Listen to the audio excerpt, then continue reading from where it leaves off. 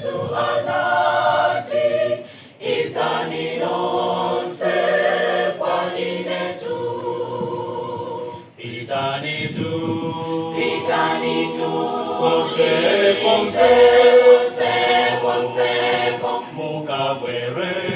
mukabwere sikanto osojera mukola lake la Yesu mpulumutsi naferaye antu elochimwa